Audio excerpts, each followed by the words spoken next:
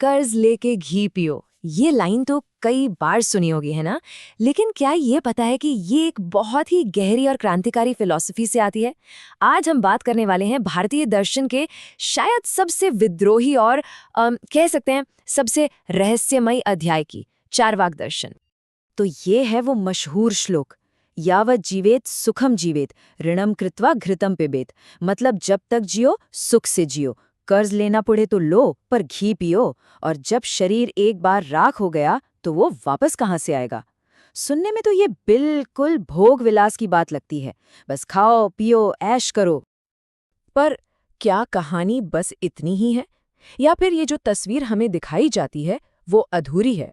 क्या चारवाक सिर्फ मौज मस्ती की बात करते थे, या उनके विचारों में इससे कहीं ज्यादा गहराई थी? चलिए आज इसी रहस्य से पर्दा उठाते हैं।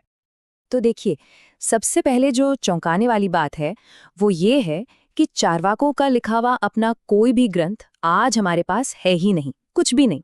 ऐसा लगता है जैसे उनकी पूरी आवाज ही इतिहास में कहीं गुम हो गई। तो सवाल ये है कि अगर उन्होंने कुछ लिखा ही नहीं जो हम तक पहुंचा, तो हम उनके बारे में जानते कैसे हैं?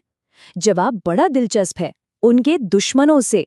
जी हाँ, हमें चारवाक दर्शन के बारे में जो कुछ भी पता है वो उन दार्शनिकों के ग्रंथों से पता है जो उनके विचारों को गलत साबित करने में लगे थे।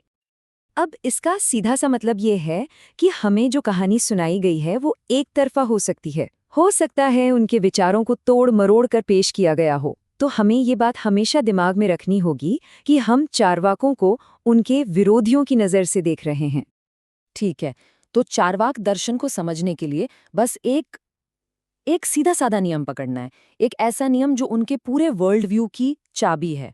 और इस एक नियम ने उस समय की भारतीय सोच की नींव हिलाकर रख दी थी। और ये नियम है प्रत्यक्ष, मतलब डायरेक्ट परसेप्शन। चारवाकों का कहना था कि सच सिर्फ वो है जिसे हम अपनी 5 इंद्रियों से, मतलब अपनी सेंसेस से अनुभव कर सकते हैं, जिसे देख सकते हैं, सुन सकते हैं, छू सकते हैं। अगर किसी चीज को महसूस नहीं किया जा सकता तो बस वो है ही नहीं, सिंपल। अब देखिए, उस समय की जो पारंपरिक भारतीय फिलॉसफी थी उसमें ज्ञान के 6 तरीके या प्रमाण माने जाते थे। इसमें प्रत्यक्ष के अलावा अनुमान यानी इन्फरेंस, शब्द यानी किसी एक्सपर्ट की गवाही और भी कई तरीके शामिल थे। लेकिन चारवाकों ने जो किया वो बिल्कुल रेवोल्यूशनरी था। उन्होंने इन सभी तरीकों को मानने से साफ इनकार कर दिया। उनके लिए सिर्फ और सिर्फ एक ही प्रमाण भरोसे के लायक था, प्रत्यक्ष। उनका तर्क था कि अनुमान तो गलत भी हो सकता है ना? और दूसरों की कई बातों पर आंखें बंद करके कैसे यकीन कर लें? और यही उनके कट्टर भौतिकवाद यानी रैडिकल मटेरियलिज्म की जड़ थी। और एक और दिलचस्प बात, ये सब कुछ सिर्फ भारत में नहीं हो रहा था। ये वो दौर था 6th सेंचुरी BC, जब पूरी दुनिया में विचारों का एक तूफान सा आया हुआ था। भारत में बुद्ध और महावीर थे तो चीन में कन्फ्यूशियस और ग्रीस में थेल्स और पाइथागोरस जैसे थिंकर्स, सब के सब पुरानी मान्यताओं पर सवाल उठा रहे थे। तो चलिए वापस चारवाक पर आते हैं। अगर कोई फिलॉसफी सिर्फ उसी चीज को माने जिसे देखा या छुआ जा सकता है, तो फिर आत्मा, ईश्वर, स्वर्ग, नरक, इन सब चीजों का क्या होगा?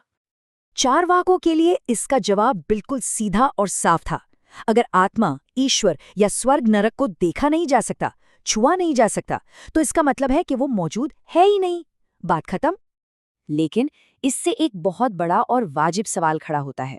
अगर आत्मा नहीं है तो फिर ये चेतना क्या है? ये जो हम सोचते हैं, महसूस करते हैं, ये कहाँ से आती है? इसका जवाब चारवाकों ने बड़े ही कमाल के उदाहरण से दिया। उन्होंने कहा, सोचिए, शराब बनाने की जो चीजें होती हैं, जैसे अनाज या फल, उनमें अलग अलग तो कोई नशा नहीं होता, लेकिन जब उन्हें एक खास तरीके से मिलाया जाता है, फर्मेंट किया जाता है, तो एक नई क्वालिटी पैदा हो जाती है, नशा यानी मादक शक्ति। बस, चारवाकों ने कहा कि चेतना भी ठीक वैसी ही है।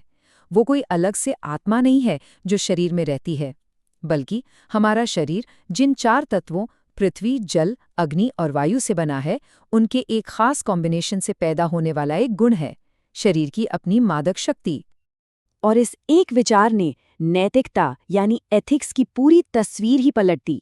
जहां बाकी दर्शन मोक्ष की बात कर रहे थे, चारवाकों ने कहा कि जीवन का असली लक्ष्य है काम यानी प्लेजर।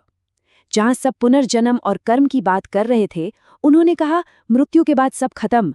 तो फिर सबसे जरूरी क्या है? इस दुनिया में, इसी जीवन में ज्यादा से ज्यादा खुशी हासिल करना। अब जाहिर है ऐसे विचारों को दबाया भी बहुत गया, उनकी आलोचना भी खूब हुई। लेकिन इसके बावजूद भारतीय सोच पर चारवाक की एक गहरी छाप है, एक स्थायी विरासत है। उनका सबसे बड़ा योगदान क्या था? उन्होंने धार्मिक कट्टरता और अंधे विश्वास को चुनौती दी। वो उन स्केप्टिक्स की तरह थे जिन्होंने बाकी सभी फिलोसॉफिकल स्कूल्स को मजबूर किया कि वो अपनी बातें सिर्फ आस्था के दम पर नहीं, बल्कि तर्क और लॉजिक के दम पर साबित करें। और ये बात सिर्फ हम नहीं कह रहे। भारत के दूसरे राष्ट्रपति और एक बहुत बड़े दार्शनिक डॉक्टर सर्वपल्ली राधाकृष्णन, उन्होंने खुद कहा था कि चारवाकों ने भारतीय दर्शन को कट्टरपंथी होने से, डॉगमैटिक होने से बचाया। तो आखिर में चारवाक दर्शन हमें एक बहुत ही जरूरी सवाल के सामने लाकर खड़ा कर देता है। ज्यादा जरूरी क्या है?